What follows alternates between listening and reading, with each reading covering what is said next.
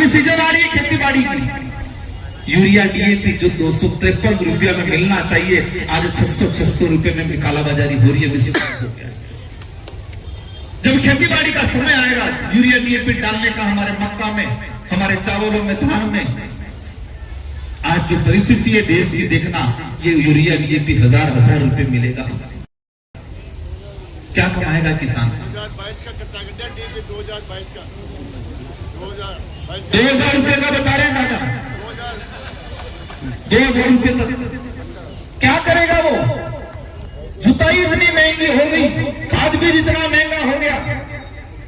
आज वर्तमान भारत में ऐसी पॉलिसी की जा रही है, हमारे देश के किसानों को, भले वो आदिवासी समुदाय से हो, दलित हो, पिछड़ा हो, सामान्य किसी भी वर्ग का जो किसान है, इसकी आत्महत्या करने जैसी और संख्या बढ़ेगी, ऐसी नौबत लाने का काम किया। मैं आपको बताना चाहूंगा, अभी ट्रम्प डील हुआ, सुना होगा, विदेशी कंपनियां हमको बीज देगी, उनकी भाषा में बोलते हैं सीड, अनाज का बीज देगी, बाहर मार्का लगा के, तो जिस खेत में वो बीज बोएंगे, उस बीज के लिए कौन सा खाद देना पड़ेगा, वो कंपनियां अभी से तय करेंगी। तो हमें खाद भी उन्हीं कंपनियों से खरीदना पड़ेगा। उस बीज जो फसल तैयार हुई, उस फसल पे कौन सा कीटाणु लगेगा, कौन सी बीमारी लगेगी, उस बीमारी के लिए कौन सा पेस्टिसाइड यूज होगा, वो भी वो कंपनियां अभी से तय करेंगी।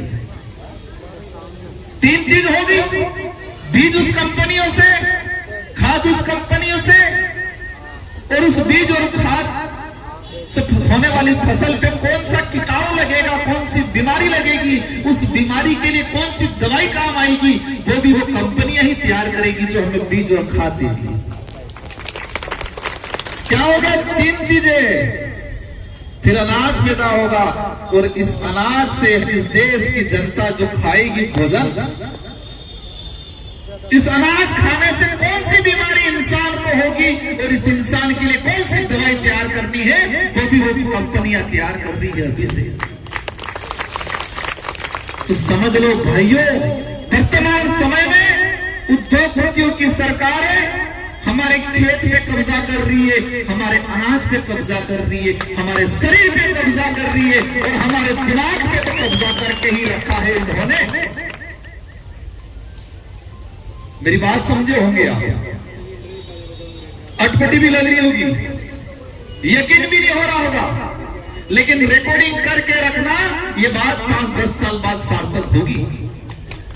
नई बीमारियां आएगी जो हमने कभी नाम नहीं सुना होगा।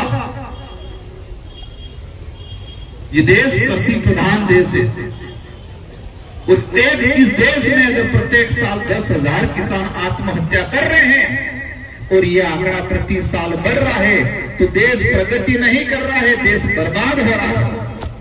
क्या हो रहा है? बर्बाद हो रहा है।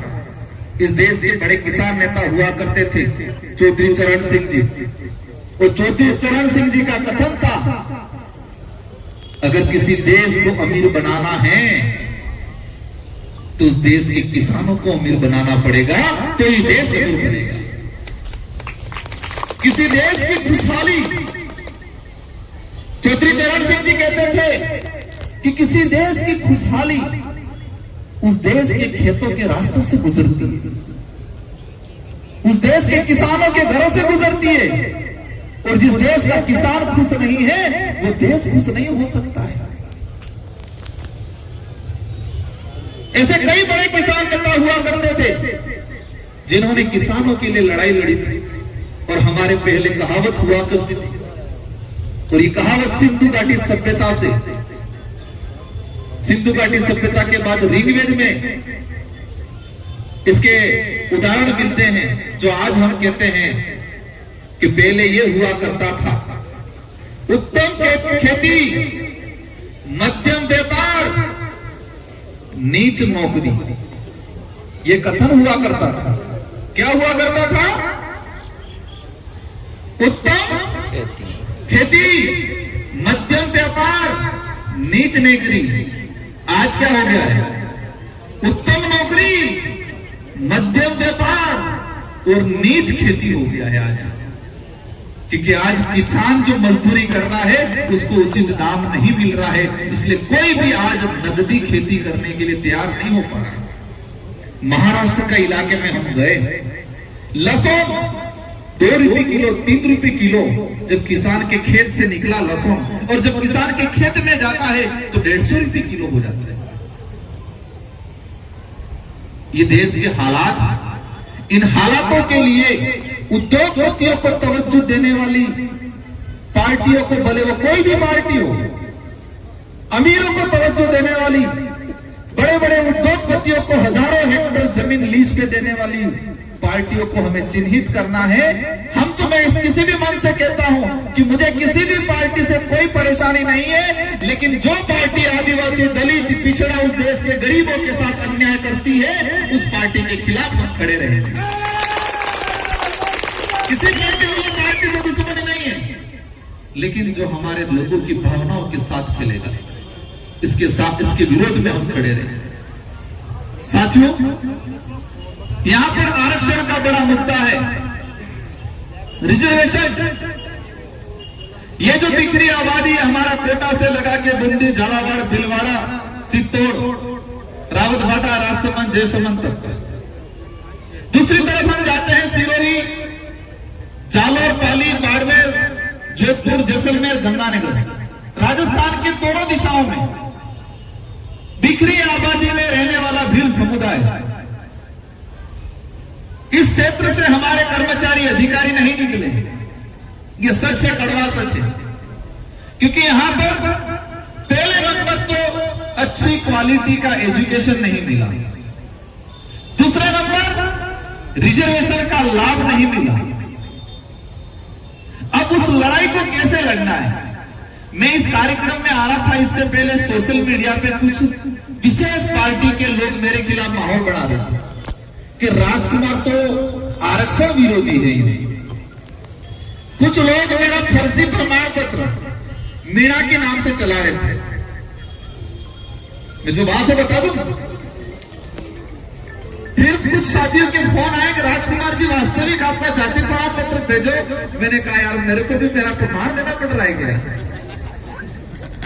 मेरे को दुख हुआ इस बात का कि मैं देश के ताकतवर लोगों से, देश की संसद में, इस देश के आदिवासी भील समुदाय के लिए सबसे पहले लड़ता हूं, दुश्मनी बोलता हूं, और आज मुझे मेरा प्रमाण पत्र देना पड़ रहा है।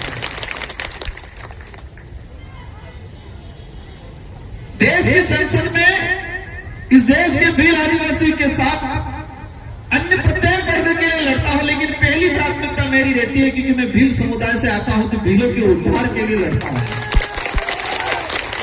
और मैं इस इलाके में आता हूं तो कुछ विशेष संगठन के लोग सोशल मीडिया पे माहौल बनाते हैं कि राजकुमार का ये तो पीड़ा है, ये तो वो है, ये है। तो कुछ साथियों के फोन आए कि राजकुमार जी आपका कास्ट सर्टिफिकेट भेजो। तो मेरा मन ही मन दुखी भी हुआ, खुश भी, मतलब हंसी भी आई कि मैं संसद में लड़ रहा हूं जिस समाज के लिए, और वही समाज अगर मेरा प्रमाण पत्र मांगता है, इससे बड़ा दुर्भाग्य और क्या हो सकता है। फिर मुझे वो बात याद आई, इस देश को सबसे शानदार संविधान देने का काम किया भीमराव अम्बेडकर साहब ने।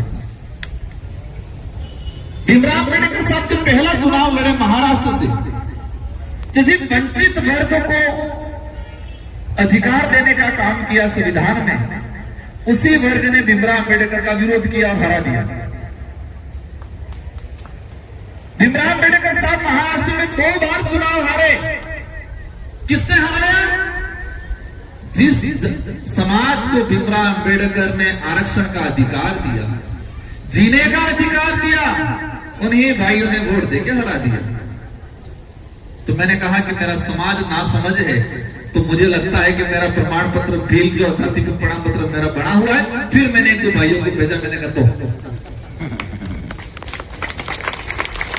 एक बात आई कि राजकुमार रोज सुप्रीम कोर्ट का जजमेंट आया था वर्गीकरण का, तो राजकुमार रोज ने आरक्षण का विरोध कर दिया। मैंने उस फैसले में कुछ चीजें ऐसी थी, क्रिमिलियर जो था क्रिमिलेयर में क्या है कि एक बार कोई व्यक्ति आरक्षण का लाभ ले लिया तो उसके परिवार को दोबारा आरक्षण का लाभ नहीं मिलेगा। ये क्रिमिलेयर। एक तो इस बात का विरोध किया मैंने। दूसरा, वर्गीकरण के फैसले को लेकर मैंने कहा हमारे उस इलाके के अंदर कई ऐसे दरियावत, हमारा लसाड़िया खेरवाड़ा में कई भील समुदाय के साथियों के किसी के रावत लगा दिया है, कोई रावत राजपूत बन गए हैं, कोई मीणा बन गए हैं, तो उसका शुद्धिकरण का कहा मैंने कि वर्गीकरण से पहले शुद्धिकरण किया जाए।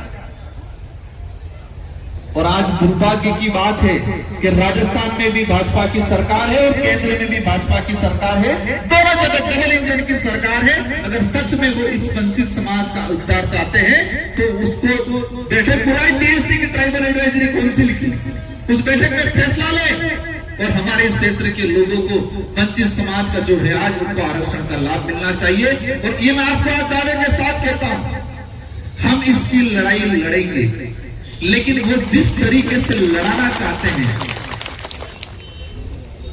हारोटी क्षेत्र के कोटा, बुंदी, भिलवाड़ा, झालावाड़, उस रेगिस्तान डेजर्ट इलाके के भील जो समुदाय हैं, जो टीएसपी अनुसूचित क्षेत्र से बाहर हैं, इस क्षेत्र के रिजर्वेशन की लड़ाई हम लड़ेंगे।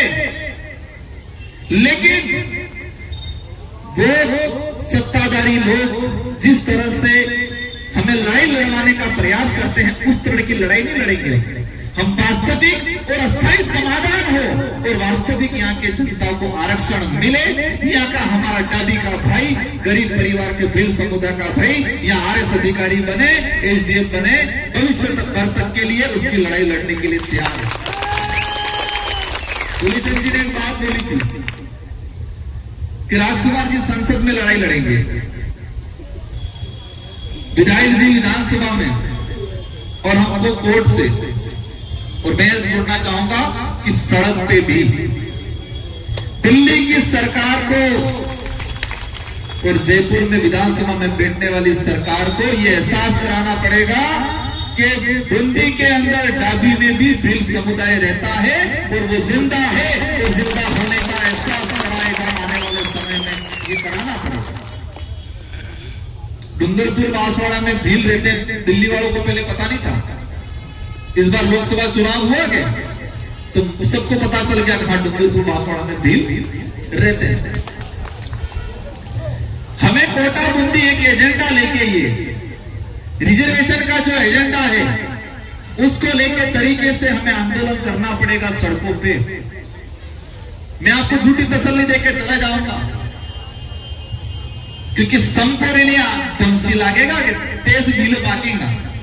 समझ में आप नहीं आ संपरिणिया मतलब हर तरफ से अपन जोर लगाएंगे तो ही हमें परिणाम मिलेगा। हम सदन में उठाएंगे, आप सड़क पे उठाओगे, एक टीम हमारी कोर्ट से लड़ेगी, हर तरफ से लड़ाई लड़ेंगे, अवश्य हमको परिणाम मिलेगा। पर एक बात मैं बोलना चाहूंगा कि इसके लिए हमें अच्छी शिक्षा भी ग्रहण करनी पड़ेगी, नशा पत्ते से भी बाहर निकलना पड़ेगा। इस बात को स्वीकार करते हो क्या आप नशे पत्ते से, फिजूल खर्चे से, बीड़ी सिगरेट तंबाकू, नए नए जवान साथी हमारे अनाप शराब दारू शराब पी रहे हैं, उससे छोड़ने का काम करोगे कि नहीं करोगे?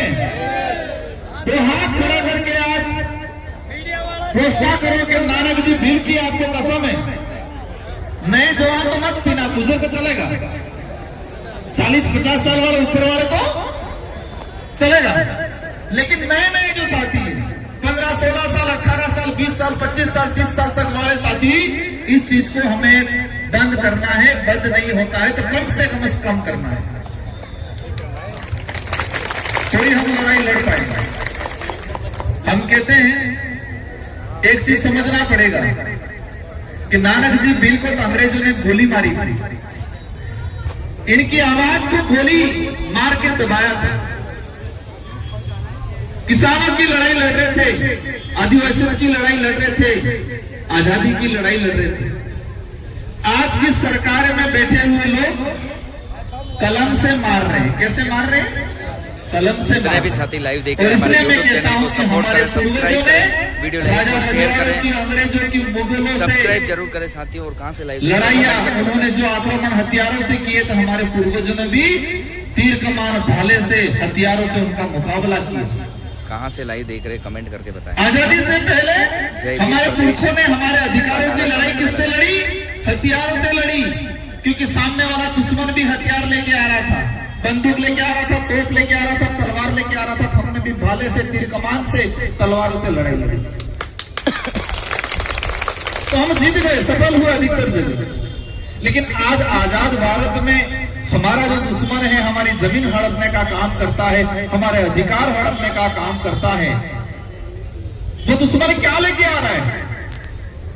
आपके अधिकार छीनने क्या लेके आ रहा है? वो कलम और कागज लेके आ रहा है। आपको कलम और कागज में मार रहा है, तो उसका मुकाबला करने के लिए भी हमें कलम और कागज से लड़ना पड़ेगा।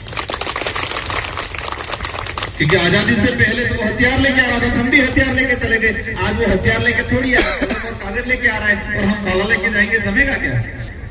तलवार लेके जाएंगे, जमेगा क्या? कलम और कागज से, और कलम और कागज की लड़ाई लड़ने के लिए हमें शिक्षित होना पड़ेगा, हमारे बच्चों को पढ़ाना पड़ेगा। पूर्व साथी ने कहा कि 2 वक्त की रोटी अगर नसीब नहीं होती है, कम भी हो जाएगा, चलेगा। बदन पे ढंग का कपड़ा नहीं मिल पाएगा तो भी चलेगा, अन्य सब सुविधा नहीं मिल पाएगी तो भी चलेगी, लेकिन हमारे बच्चे को पढ़ाना है। और आज हम जो बोल रहे हैं यहाँ, जिताने काम क्षेत्र की जनता ने किया, लेकिन हम शिक्षित नहीं होते तो पार्लियामेंट में सड़ाए नहीं मरता थे पुरानी गाड़ी को। मतलब हम जीत के जाते और पढ़े लिखे नहीं होते तो हमें कोई पूछने वाला नहीं था, हम विधायकगिरी, सांसदगिरी ढंग से नहीं निभा पाते। इसलिए साथियों, आज इस मौके पे मैं पुनः आप सबको और विशेषकर इस आयोजन कमेटी को मैं धन्यवाद देना चाहूंगा। और ये एकता बनाए और हमारी लड़ाई संवैधानिक दायरे में रह के सही तरीके से, अनुशासित तरीके से, कागज कलम के साथ तरीके से लड़ाई लड़नी है। आपके अधिकारों की लड़ाई हम लड़ेंगे, वो आपकी नहीं हमारी लड़ाई है, लेकिन उस लड़ाई में आपको साथ देना पड़ेगा। ऐसे प्रमाण पत्र मांगोगे नहीं जमेगा।